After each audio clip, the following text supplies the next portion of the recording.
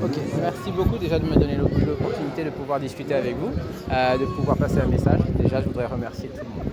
C'était la fête du rugby. On est très heureux d'avoir pu assister à une aussi belle finale, puisque c'est la finale du tournoi de rugby à 7 et qui compte pour les qualifications pour le TIREC, qui est un tournoi international qui va se faire au mois de décembre. Donc on est très heureux de cette réalisation, de cet événement.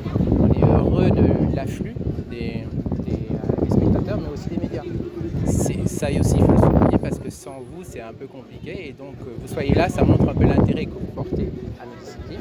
Et ça montre aussi l'intérêt que les spectateurs et les téléspectateurs ont pour le rugby.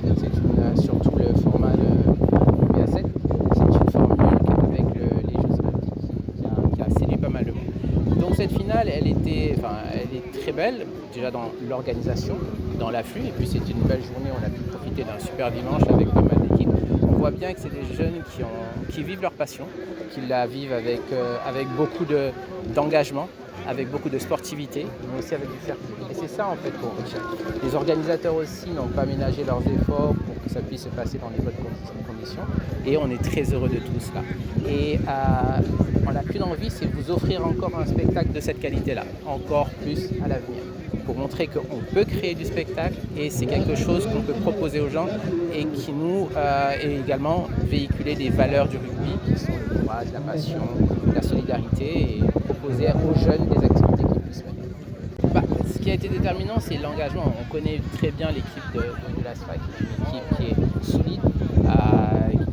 C'est les champions sortants depuis quelques années. Ils travaillent beaucoup. Ce qui a été déterminant, à mon avis, certains ne vont pas aimer, c'est surtout qu'ils bénéficient d'une infrastructure de qualité et on félicite l'armée pour cela et aussi on les remercie parce que sans eux on n'aurait jamais pu organiser cela. Ils ont une infrastructure sur laquelle ils peuvent s'entraîner régulièrement, ils sont structurés et notre mission aujourd'hui c'est d'essayer de faire en sorte que les autres clubs puissent le faire. Et donc cette infrastructure a été déterminante à mon avis. La qualité des formateurs aussi, des coachs, de staff technique a été déterminante.